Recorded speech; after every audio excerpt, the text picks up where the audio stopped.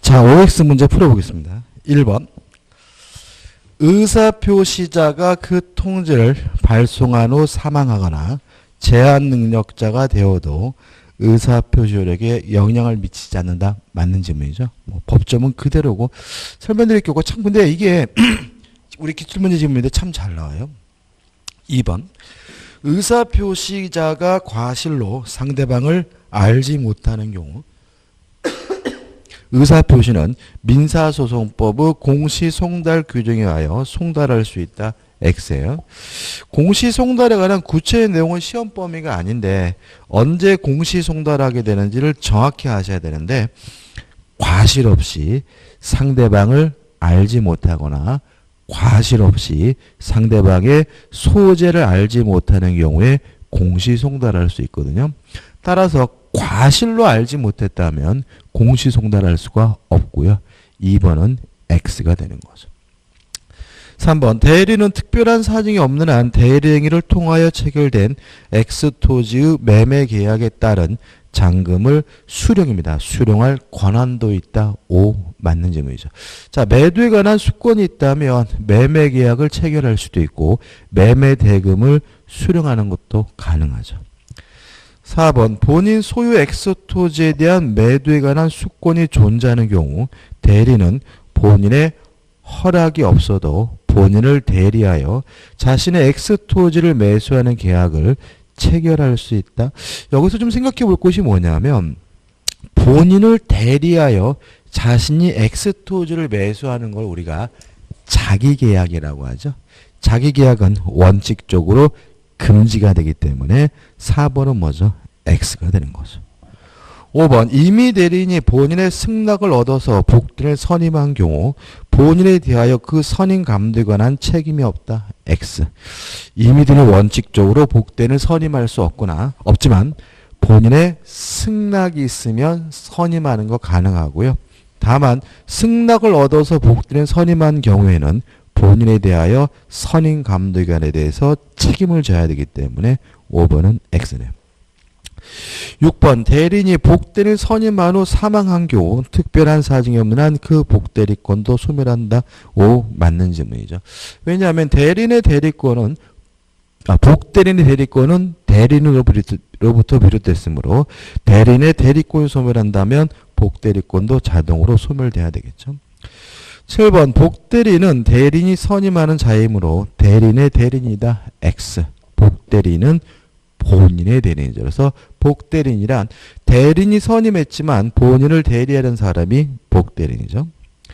8번. 대리인이 자기의 이익을 위해 배임적 의사표시를 하였어요. 자, 이거 우리가 대리권 남용이라고 하고 대리권 남용은 원칙적으로 유권대리이기 때문에 유효하지만 상대방이 알았거나 알 수 있었으면 무효라는 것이 우리 판례 입장이므로 상대방도 이를 아는 경우 무효입니다. 무효이므로 본인은 그 대리인의 행위에 대하여 책임이 없다. 5. 맞는 질문이죠. 9번. 대리인이 매매 계약을 체결하면서 본인을 위한 것임을 표시하지 않았어요. 현명하지 않았다면 대리인 자신을 위해서 한 것으로 간주가 되기 때문에 특별한 사정이 없으면 그 의사표시는 자기를 위한 것으로 본다.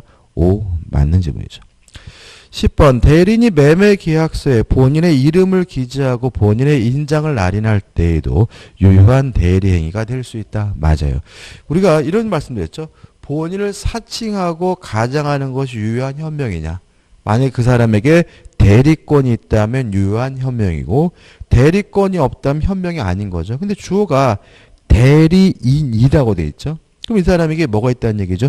대리권이 있다는 얘기고 대리권이 있는 사람이 본인을 사칭하는 것은 유효한 현명이기 때문에 10번은 맞는 질문이 되는 거죠. 자, 오늘 진도는 이제 143페이지 무권대리부터 나갑니다. 이 무권대리는요 대단히 중요합니다. 대단히 중요하고 좀 굉장히 어려워하시는 부분이거든요. 그래서 이 무권대리는 뭐가 중요하냐면은 지엽적인 내용을 기억하는 것도 중요하지만 큰 틀을 좀 완성해 하셔가지고 무권대리가 무엇을 의미하고 어떤 개념인지에 대해서 정확하게 가져가야 돼요. 다시 말하면 큰 틀을 완성하는 것이 중요합니다. 그래서 먼저 설명을 드리고 교재를 볼게요. 자, 갑이라는 사람이요, A라는 토지를 가지고 있어요. 근데 을이 지 것도 아닌데 병과 만나가지고 요 A 토지에 대해서 매매 계약을 했어요. 그럼 여기서 우리가 첫 번째 생각할 것은 뭐냐면 을이 어떻게 갑의 땅을 팔아먹었을지예요. 여러 가지 방법이 있을 것 같지만 실제는 두 가지 방법밖에 없습니다. 을이 병을 만나가지고 요 땅이 갑의 땅이 아니라 내 땅이야, 자신의 소유라고 하면서 팔아먹을 수가 있고요. 아니면 을을 만나가지고 갑게 맞는데 내가 대리인이야, 대리인이라고 현명을 하면서 팔아먹을 수도 있겠죠. 근데 만약에 대리인이라고 현명을 했는데 을에게 진짜 대리권이 있다면 그게 뭐가 돼요? 유권 대리가 되는 거고, 대리인이라고 현명을 했지만 실제로 을에게 대리권이 없다면 이게 뭐가 되는 거죠? 무권 대리가 되는 거죠. 그러면 무권 대리라는 것은 뭐냐면 대리인이라고 현명을 했지만 대리권이 없는 게 뭐예요? 무권 대리예요. 무권 대리가 되려면 반드시 대리인이라고 현명을 해야 돼요. 만약에 현명하지 않고 지 거라고 하면서 병과 매매 계약을 했다면 말 그대로 남의 물건을 팔아먹은 타인 소유물에 매매에 불과한 것이지 뭐가 될 수는 없어요?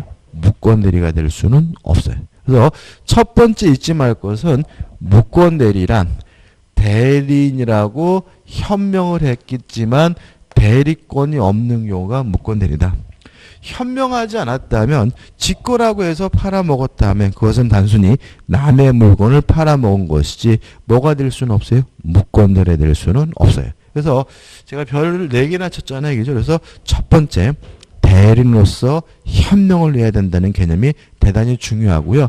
최근 들어서는 여기서 답을 참 많이 만들어내고요. 여기서 답을 만들어내면 다 틀려요. 왜요? 자꾸 우리는 결론만 취하려고 하거든요. 전제를 잊어버리기 때문에. 그러니까 조심하시기 바랍니다. 그 다음에 이 무권 대리가요, 둘로 나뉘어요. 협의, 좁은 의미의 무권 대리와 그 다음에 표현 대리라는 것으로 나뉘어요. 자, 두 가지의 차이점은 뭐냐 하면 누가 책임을 지는지 문제예요. 만약에 무권 대리이기 때문에 을에게 대리권이 없기 때문에 무권 대리인이 책임을 져야 된다면 이걸 우리가 협의의 무권 대리라고 하고요. 을에게 대리권이 없는데도 불구하고 본인이 책임을 져야 되는 예외적인 무권 대리를 우리가 표현 대리라고 해요. 따라서 표현 대리와 무권 대리의 차이점은 누가 책임을 지는지만 다른 거예요. 어차피 둘 다 뭐예요? 무권 대리거든요. 따라서 둘 다 무권 대리이기 때문에 본인이 무권 대리행위로서 최고할 수가 있고요. 둘 다 무권 대리이기 때문에 상대방은 추인할 것인지, 죄송합니다. 왜 그러죠? 본인이 추인할 수가 있고요. 추인할 수 있고, 상대방은 추인할 건지 안 할 건지 그 여부에 대해서 뭐 할 수 있냐면 최고할 수도 있고 철회하는 것도 가능해요. 그래서 우리가 보통 공부를 할 때는 협의 무권 대리에서 요 내용을 공부하게 되는데 기본적으로 둘 다 뭐예요? 무권 대리이기 때문에 표현 대리도 본인이 뭐 할 수 있어요? 추인할 수 있고, 표현 대리도 상대방이 뭐 할 수 있어요? 제거할 수 있고 철회할 수가 있다. 다시 말하면 표현 대리와 무권 대리 차이점은 누가 책임을 지는지만 다르다는 거 잊지 마시기 바랍니다. 자, 이거 좀 교재 좀 볼게요. 자, 교재 가지고 143페이지 보시면 서설에 나와요. 제가 한번 읽어볼게요. 무권 대리인이라 함은 대리권 없이 행한 대리행위, 즉 대리행위의 다른 요건을 모두 갖추고 있으나 다른 말로 하면 대리인으로서 현명은 했으나 대리권이 없는 행위를 말한다. 따라서 현명을 하지 않았다면 무권 대리가 아니라 타인 소유물의 매매가 되고요. 그 다음에 2번 협의 무권 대리라는 나와 있는데 복잡하게 나와있지 우리는 어떻게 기억하냐면 무권 대리인 자신이 책임을 져야 되는 무권 대리가 뭐죠? 협의의 무권 대리다. 이렇게 되고 그 다음에 2번 계약의 무권 대리에서 본인에 대한 효과가 나와요. 자, 한번 생각해 보죠. 자, 우리 병가 만나가지고 매매 계약을 했고요. 요 매매 계약 효과가 갑에게 기속이 되려면 을에게 뭐가 있어야 돼요? 대리권이 있어야 되겠죠? 그래서 만약에 을에게 대리권이 없다면 요 매매 계약 효과는 갑에게 기속되지 않습니다. 따라서 누가 책임을 져야 되냐면 무권 대리인인 을이 책임을 져야 돼요. 그래서 무권 대리가 이루어지게 되면 원칙적으로 무권 대리인이 책임을 부담하게 되는데 책임의 내용은 상대방은 이행을 청구하거나 또는 손해배상을 청구할 수가 있습니다. 다시 말하면 병이 을한테 가가지고 갑한테 사서라도 넘겨다오. 뭐 할 수 있어요? 이행을 청구할 수가 있고요. 아니면 바로 을한테 대리권도 없는데 대리인이라고 했으니까 책임지라는 의미에서 손해배상을 청구할 수가 있는데 물론 이행을 청구할 것인지 아니면 손해배상을 청구할 건지 여부는 누가 선택하겠습니까? 상대방 측에서 선택하겠죠. 자, 요건은 무권 대리인에게 아무런 고의도 과실도 필요가 없습니다. 대리권이 없으면 상대방에게 이행을 해주거나 손해배상을 해줘야 되는데 무권 대리는 뭐가 필요하냐면 행위 능력이 필요해요. 따라서 무권 대리인이 제한 능력자라면 상대방은 무권 대리인에게 이행을 청구하거나 손해배상을 청구할 수가 없고요. 또 상대방은 뭐 해야 되냐면 선의이고 무과실이어야 합니다. 일단 끝났어요. 자, 그럼 정리해 볼게요. 자, 을이 대리인이라고 현명을 했는데 실제로 을에게 대리권이 없다면 병은 갑에게 책임 효과를 주장할 수가 없으니까 무권 대리인에게 이행을 청구하거나 손해배상을 청구하게 되는데 무권 대리인에게는 아무런 고의 과실은 필요 없지만 반드시 뭐는 있어야 돼? 행위 능력은 있어야 된다. 따라서 만약에 무권 대리인이 제한 능력자인 경우에 병은 을에게 이행을 청구하거나 손해배상을 청구할 수가 없고요. 상대방은 뭐 해야 돼요? 선의고 무과실해야 된다. 이런 얘기죠. 이렇게 하는 게 원칙인 거죠.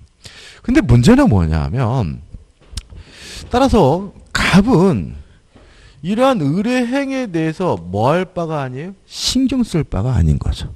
어차피 자신에게는 뭐죠? 효과가 없는 거니까요. 근데 이게 신경 쓸 일이 생길 수가 있어요. 예를 들어서 갑이 이 땅을 한 1억 정도 받으면 좋겠다라고 생각을 하고 있었는데 이놈이 시키지도 않았는데 병가 만나가지고 1억 5천에 매매 계약을 하면 웬 떡인가 싶겠죠? 그러면 갑이 병한테 전화하겠죠. 아이고 안녕하세요. 저 땅 주인인데요. 1억 5천에 매매 계약했다며요. 뭐 하는 거죠? 추인인 거죠.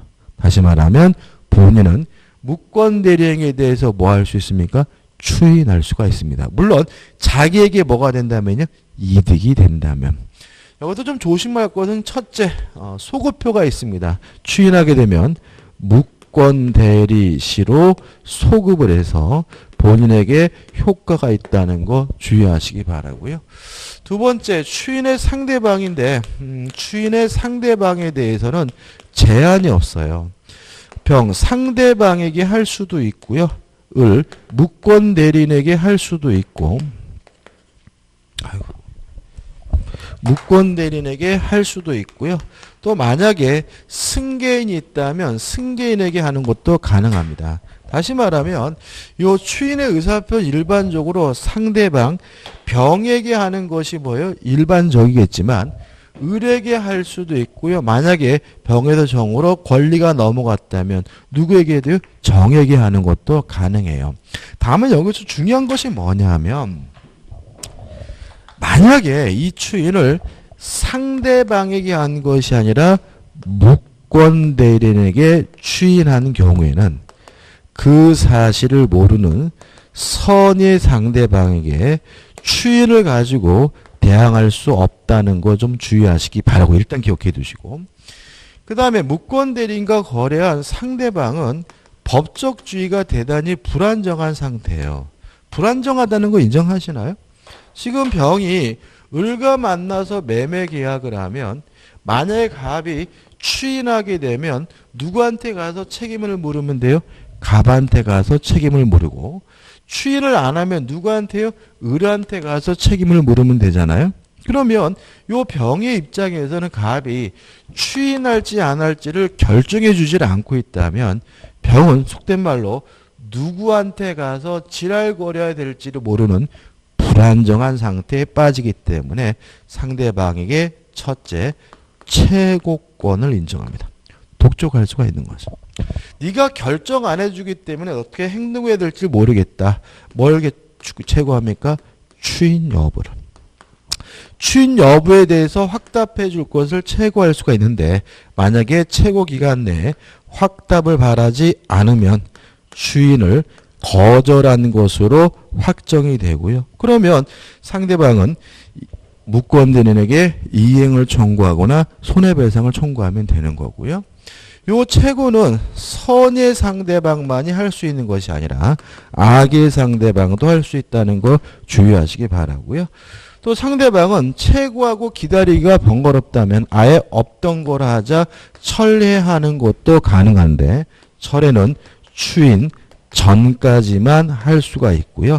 요 철회는 선의 상대방만이 철회할 수 있고 악의 상대방은 철회할 수 없다는 것도 주의하시면 돼요. 자, 그럼 생각해 보죠. 자, 갑이요, 무권 대리인에게 추인을 했어요. 그러면 병은 원칙적으로 뭐 하지 못합니까? 철회하지 못하는 겁니다. 왜냐하면 철회는 언제까지 할 수 있죠? 추인 전까지. 근데 우리 민법은 만약에 무권 대리인에게 추인한 경우에는 그 사실을 모르는 선의 상대방에게 뭐 하지 못해요? 대항하지 못한다라고 규정을 두고 있으니까, 만약에 갑이 추인을 누구한테 했어요? 을에게 했다면 그 사실을 모르고 있는 요 병은 여전히 뭐 하는 것이 가능하죠? 철회하는 것이 가능하다. 왜냐하면 무권 대리인에게 추인한 경우에는 그 사실을 모르는 선의 상대방에게 뭐 하지 못하기 때문에 대항하지 못하기 때문에. 그럼 협의 무권들은 다 한 거예요. 교재 보시면은 본인의 추인권, A 추인의 성질이 나오죠. 일단 추인을 하고자 할 때 상대방으로부터 동의나 승낙을 받을 필요가 없으니까 추인은 단독행위고, 또 승낙을 받지 않고 일방적으로 행사하는 권리이기 때문에 추인은 뭐가 되죠? 형성권이다. 그 다음에 B번 추인의 방법이 나오는데 특별한 제한은 없습니다. 말로 하든 문서로 하든 어떤 방법이든 상관이 없고요. 특히 조심할 것은 명시적으로도 추인할 수도 있고 묵시적으로도 추인할 수가 있다. 일단 기억해 두시고, 하단에 박스 밑에 보시면 C 추인의 상대방, 상대방에게도 할 수도 있고 무권 대리인에게 할 수도 있고 승계인에게도 할 수가 있는데, 만약에 무권 대리인에게 추인한 경우에는 그 사실을 모르는 상대방에 대하여 대항하지 못하기 때문에 상대방은 여전히 뭐 할 수 있죠? 철회할 수가 있다. D 추인의 효과에서 우측에 보시면 소급표가 있다. 본인이 추인하게 되면 무권 대리시로 뭐 하세요? 소급해서 본인에게 효과가 있다는 거 기억해 두시고요. 그 다음에 나번에서 본인이 물론 추인할 수도 있고 적극적으로 뭐 할 수도 있죠? 추인을 거절할 수도 있겠죠. 그 다음 박스에 가지고 판례들이 나오는데 이런 겁니다. 자, 우리가 기억나시죠? 묵시적 의사표시는 아무것도 안 하는 것이 아니라 의사표시로 볼 수 있는 뭐가요? 행위가 존재하는 것이 뭐예요? 묵시적 의사표시다. 그죠? 아무것도 안 하고 가만히 있는 것은 침묵은 뭐가 아니죠? 의사표시가 아니다라는 거 저번에 의사표시할 때 강조했던 기억이 나와요. 그러면 만약에 묵시적 추인이 되려면 어떻게 해야 돼요? 추인으로 볼 수 있는 행위가 존재해야 뭐가 돼요? 묵시적 추인이고, 아무것도 안 하고 그냥 방치하는 것은 뭐가 될 수는 없는 거죠? 추인이 될 수는 없는 거죠. 그래서 이를 해서 추인의 여력을 인정하는 경우가 뭐예요? 본인이 추인으로 볼 수 있는 행위를 한 경우에 병이 갑에게 매매 대금을 줬더니 별말 없이 매매 대금을 수령하더라.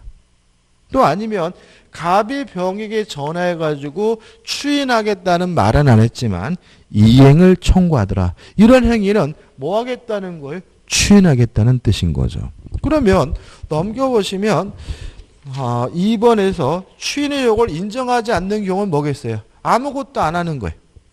장시간 방치하는 것만으로는 뭐가 될 수 없어요? 추인될 수 없다. 왜요? 아무것도 안 하는 것은 뭐가 될 수 없어요? 의사표시가 될 수는 없으니까. 따라서 추인으로 볼 수 있는 행위래야 비로소 뭐가 돼요? 추인이 되고, 아무것도 안 하는 것은 뭐가 될 수는 없어요? 추인이 될 수는 없는 거죠. 그래서 2번 판례에서 두 번째 판례 보시면 이렇게 나와 있거든요. 타인의 형사 책임을 수반하는 무권대리에 의하여 권리를 침해받은 자가 그 침해 사실 알고도 장기간 형사고소나 민사소송을 제기하지 않았어요. 이건 아무것도 안 한 거죠. 아무것도 안 한 것은 뭐가 될 수는 없습니까? 추인될 수가 없으므로 그 사실만으로 그 행위에 대하여 묵시적인 추인이 있었다고 단정할 수는 없다. 다시 말하면 아무것도 안 하는 침묵은 뭐가 아닙니까? 의사표시가 아니고요. 묵시적 추인, 묵시적 의사표시가 되려면 추인으로 볼 수 있는 뭐가 필요합니까? 행위가 필요하기 때문에 그런 거죠. 그 다음 4번 무권들이 뭐가 나오냐면 상속 문제가 나와요.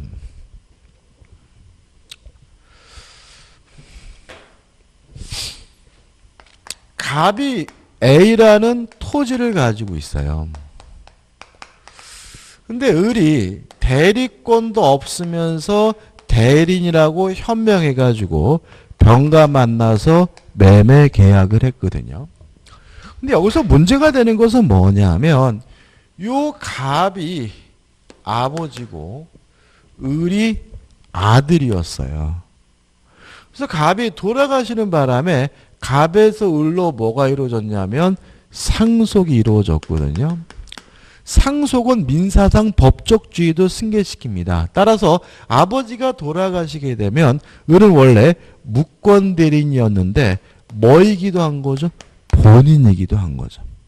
동의하시죠? 그죠? 이랬을 때 요 본인의 지위를 이용해 가지고 추인을 못하겠다, 거절하거나 무효임을 주장할 수가 있느냐, 요 문제예요. 요 문제에 대해서 우리 판례는 안 된다는 입장입니다. 이유는 뭐냐면 신의 성실의 원칙상 인정되는 금반원의 원칙 때문에 그래요. 금반원의 원칙이라는 말은 뭐냐면 반대되는 언행이 금지가 된다는 거거든요. 얘는 아버지가 생존해 계실 때는 팔겠다고 해놓고 아버지가 돌아가시고 나서 안 팔겠다고 하는 것은 명백히 반대되는 언행이기 때문에 뭐 되지 않습니까? 허용되지 않는다는 것이 우리 판례 입장이에요. 그래서 1. 무권대리인이 본인을 상속한 경우에는 원래 무권대리인이었는데 본인의 법적 지위를 상속한 경우에는 추인을 거절하거나 무효라고 주장할 수는 없다. 왜냐하면 신의 성실의 원칙상 인정되는 뭐 때문에? 금반원의 원칙 때문에. 이해되시죠? 그죠? 그 다음에 2예요. 자, 2는 이런 겁니다. 갑이 소유하고 있는 요 A 토지에 대해서요. 을이 대리권도 없으면서 병가 만나가지고 매매 계약을 했어요. 근데 문제는 이게 반대인 경우가 있을 수 있어요. 요 을이 아버지고 갑이 아들인 경우가 있습니다. 솔직히 요쪽이 더 많을까요? 요쪽이 많을까요?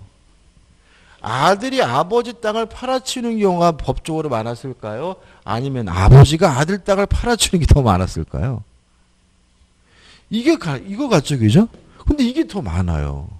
왜 그러냐면, 우리나라 그 어머니 아버지들이 아들이 이미 20살이 넘었는데도 불구하고 애 취급하거든요. 무슨 말 아시겠어요? 아들이 20살이에요. 이미 성년자잖아요? 그럼 어머니 아버지는 뭐가 아니에요? 친권자가 아닌데도 불구하고 아들 땅인데 자기가 친권자라고 하면서 매매 계약하는 게 의외로 흔해요. 그러면 이 양반은 이 갑이 뭐죠? 20살이면 뭐가 아닙니까? 친권자가 아니니까 그럼 뭐가 되는 거예요? 무권 대리가 되는 경우죠. 그러니까 이런 것도 의외로 많더란 말이죠. 그럼 이것도 어떤 일이 벌어져요? 갑이 돌아가셔서 을에게 뭐가 이루어져요? 상속이 이루어지면 요 갑은 원래 뭐였어요? 본인이었는데 이제 아버지의 법적지를 상속받았기 때문에 뭐이기도 한 거죠? 무권 대리인이기도 한 거죠. 이때 이 갑이 자신의 본인의 지위를 이용해 가지고 추인을 거절할 수가 있느냐, 무효임을 주장할 수 있느냐, 이게 뭐예요? 이 본인이 무권 대리를 뭐 한 경우죠? 상속한 경우죠. 요거는 뭐죠? 가능하다. 자, 이게 왜 안 됐냐면은 반대되는 언행이 금지가 되잖아요. 얘는 아버지가 생존해 계실 때는 팔겠다고 했으니까 이제 와서 안 팔겠다고 하는 것은 반대되는 언행이니까 뭐 되잖아요? 허용되질 않아요. 근데 이 사람은 아버지가 생존해 계실 때도 팔겠다고 한 바가 없는 사람이기 때문에 이제 와서 안 팔겠다고 하는 것은 추인을 거절하는 것은 뭐가 아닙니까? 반대되는 언행이 아니기 때문에 가능하다는 것이 우리 판례 입장이라는 거 기억해 두시고 결론만 기억해 두시면 돼요. 그 다음 우측에 보시면 상대방에 대한 효과에서 상대방은 최고할 수가 있다. 뭘 최고합니까? 추인 여부를. 최고 기간 내 확답을 바라지 않으면 뭐한 것이 되죠? 추인을 거절한 것이 된다. 최고는 선의 상대방뿐만 아니라 누구도 할 수 있죠? 악의 상대방도 할 수가 있다. 또 상대방은 뭐 할 수도 있습니까? 철회할 수 있는데 철회는 언제까지 해야 돼요? 추인 전까지만 해야 되고 선의 상대방은 할 수 있지만 악의 상대방은 할 수가 없다. 항상 조심할 것은 요거죠. 본인이 누구한테 무권 대리인에게 추인했다면 상대방은 여전히 뭐 하는 것이 가능해요? 철회하는 것이 가능하다. 왜냐하면 무권 대리인에게 추인한 경우에는 그 사실을 모르는 상대방에게 뭐 하지 못하기 때문에 대항하지 못하기 때문에요. 그 다음 넘겨보시면 책임 발생의 요건에 죄송합니다. 뭐가 잘못됐는데. 그 다음에 이제 무권 대리 상대방한테 책임에 대해서 넘겨보면 이거 나오죠. 자, 다시 볼까요? 자, 무권 대리인이 책임을 져야 되는데 이행을 청구당하거나 뭐죠? 손해배상을 청구당하는 거죠. 요건해 가지고 A, B, C, D 여러 가지 나와 있지만 꼭 기억할 것은 뭐예요? C. 상대방은 뭐 해야 됩니까? 선이고 무과실해야 된다. 그 다음에 D. 무권 대리인이 뭐 해야 돼요? 행위 능력자여야 한다. 그 다음에 E. 무권 대리인에게 고의나 과실은 요구하지 않는다. 따라서 아무런 고의 과실이 없더라도 뭘 져야 돼요? 책임을 져야 된다. 그 다음에 판례도 같은 취지죠. 책임의 내용, 상대방은 이행을 청구하거나 뭐 할 수 있죠? 손해배상을 청구할 수가 있는 거죠. 그 다음 우측 상단에 보시면 본인과 무권 대리 사이의 관계가 나와요. 일단 둘은 아무 관계가 아니에요.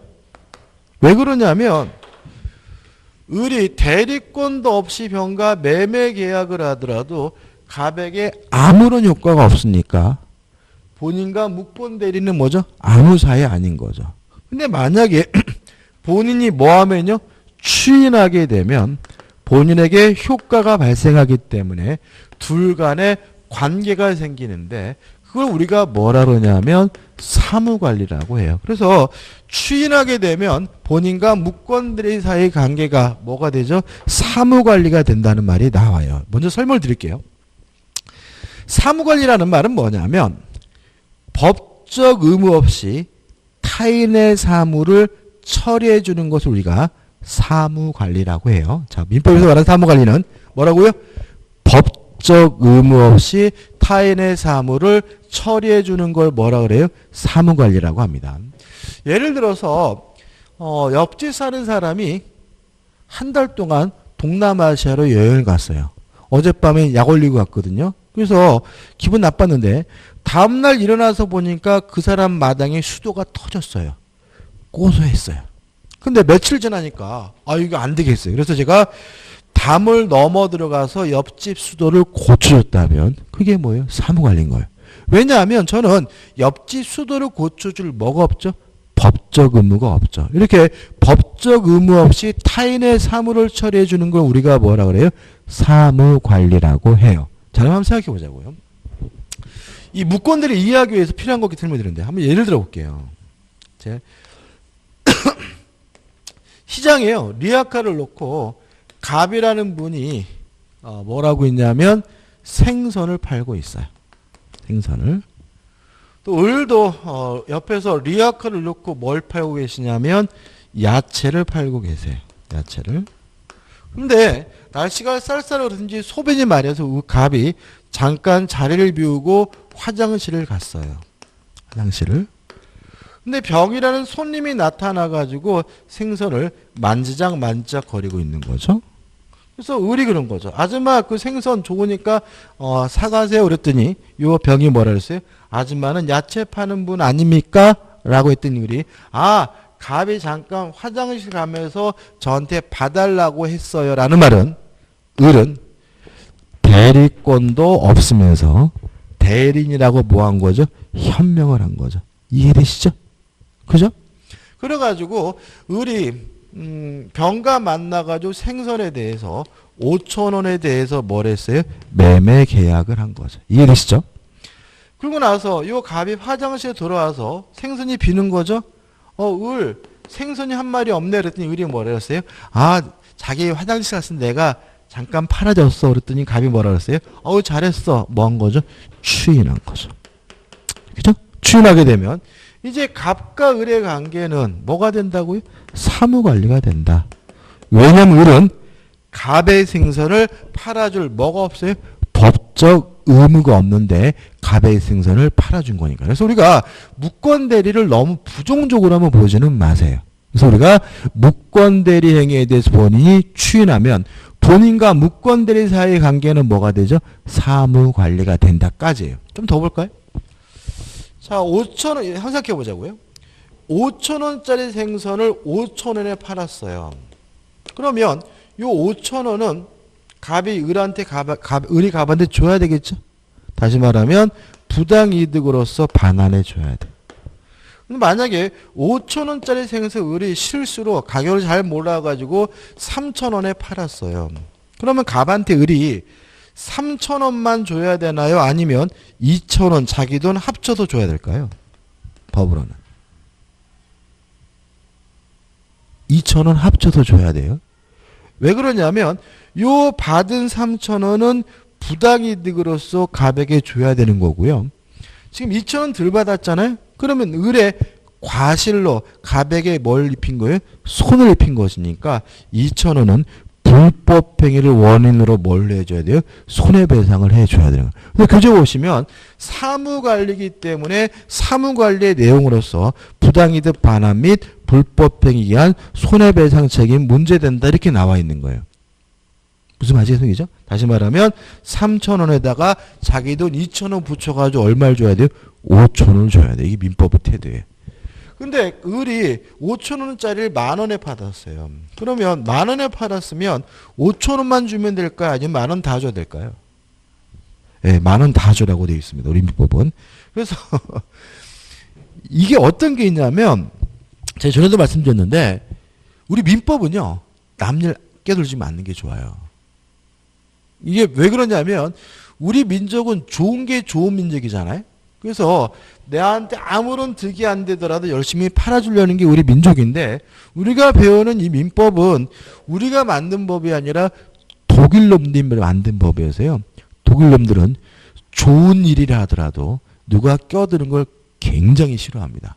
그래서 우리는 이 사무관리를 그렇게 부정적으로 볼 문제는 아닌데 독일은 먼저 굉장히 부정적으로 보고 있고요. 따라서 현행 법체계 하에서는 민법이 개정되기 전에서는 남의 일 껴들지 않는 것이 좋아요. 그래서 실제로 우리가 보통 보면 의로운 일을 했는데 오히려 의로운 일 한 분이 피해를 보고 처벌받고 막 이런 일이 나오잖아요. 이게 다 뭐예요?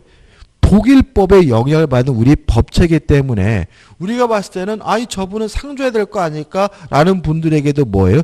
피해가 가고 있거든요. 그래서 이런 현행 법체가 변하지 않는 한 남의 일은 껴들지 않는 게 좋습니다. 그래서 독일 놈들은 남편이 어느 정도로 극심하냐면 남편이 퇴근하고 설거지 해주면 이혼해야 돼요. 그러니까 남편이 퇴근해 와가지고 부인이 뭐죠? 이렇게 설거지를 남편이 해주잖아요. 그럼 그거를 자기 임무에 대한 침해로 이해하기 때문에 그거 함부로 해주면 안 돼. 독일 민족성. 그래서 네 일 있고 내 일 있는 거기 때문에 함부로 하지 않습니다. 그런 게 좀 약간 반영되어 있으니까 좀 생각해 보시기 바래요. 그 다음에 3번 해가지고 단독행위 무권대리가 나와요. 자, 우리가 좀 여기까지 다 했는데 그렇게 복잡하죠? 그죠? 왜 복잡한 거예요? 요 상대방을 보호할 필요가 있기 때문에 그런 거잖아요? 그러니까 이렇게 복잡한 거잖아요. 근데 만약에 을이갑에게 일방적으로 하는 거라면 아니면 상대방이 을에게 오히려 일방적으로 하는 거라면 굳이 상대방의 신뢰를 뭐 할 필요 없어요? 보호할 필요가 없는 거예요. 따라서 승낙을 받지 않고 일방적으로 하는 단독행위 무권대리는 무효입니다.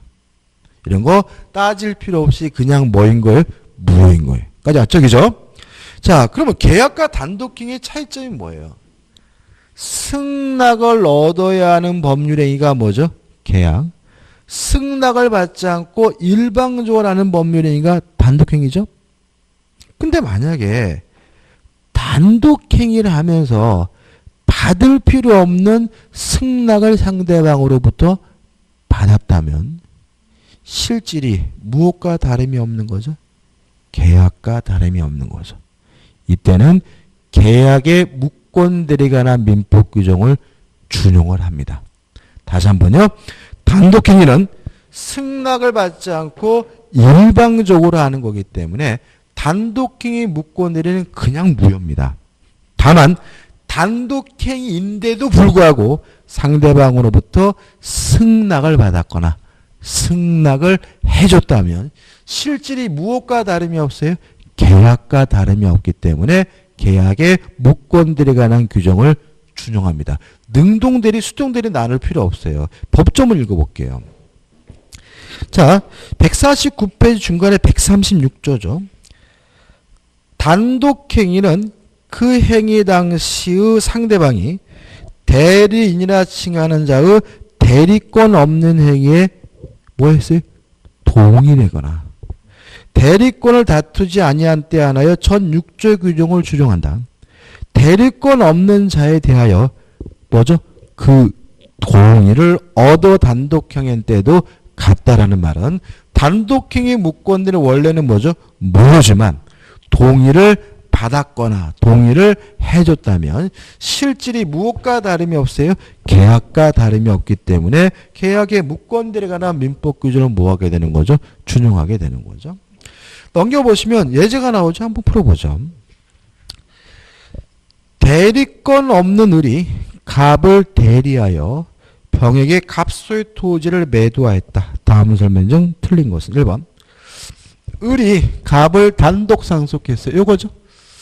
을이 본인의 법적지를 상속했다면 금반원의 원칙 때문에 본인의 법적지를 이용해가지고 추인을 거절하거나 무효임을 뭐 할 수 없어요? 주장할 수가 없는 거니까 을은 본인의 지위에서 추인 거절권을 행사할 수 없다. 맞는 질문이죠. 2번 을과 계약을 체결한 병은 갑의 추인의 상대방이 될 수 없다. X죠. 추인의 상대방은 뭐가요? 제한이 없죠. 따라서 상대방일 수도 있고 무권 대리일 수도 있고 승계인도 될 수가 있는데 상대방은 추인의 상대방이 될 수 없다는 말은 X가 되고요. 답은 뭐죠? 2번이죠. 3번 갑의 추인은 그 무권 대리가 있음을 알고 이를 추인하여야 그 행위의 효과가 갑에게 기속될 것이고요. 4번 갑이 을에게 추인한 경우죠. 자, 누구한테 추인했습니까? 을. 무권대리에게 추인했죠? 그러면 다시 한번요. 무권대리에게 추인한 경우에는 그 사실을 모르는 선의 상대방에게 뭐하지 못해요? 대항하지 못하므로 을에게 추인한 경우에 병이 추인이 있었던 사실을 알지 못한 때는 갑은 병에게 추인 효과를 주장하지 못한다. O 맞는 지문이죠. 5번입니다. 자, 만약에 추인을 하지 않았다면 상대방은 무권대리인에게 이행을 청구하거나 손해배상을 청구해야죠. 이행을 청구하거나 손해배상을 청구하려면 무권대리인에게 반드시 뭐가 있어야 됩니까? 행위 능력이 있어야 되잖아요. 5번. 만약 을이 미성년자라면 갑이 을의 대리행위에 대해 추인을 거절하더라도 병은 을에 대해 계약의 이행이나 손해배상을 뭐 할 수 없어요? 청구할 수가 없다죠. 이해되시죠? 그죠? 그래서 조금 요 부분은 좀 복잡하게 느껴지는 부분이지만 제가 열심히 설명드린 부분에서는 시험 문제 나오는 거거든요. 그래서 요 정도만 정확하게 좀 기억해 두시기 바라고 좀 쉬었다가 이제 뭐 할 거냐면 표현 대리를 할 거거든요. 요거 좀 지우지 마십시오. 또 이용해야 됩니다.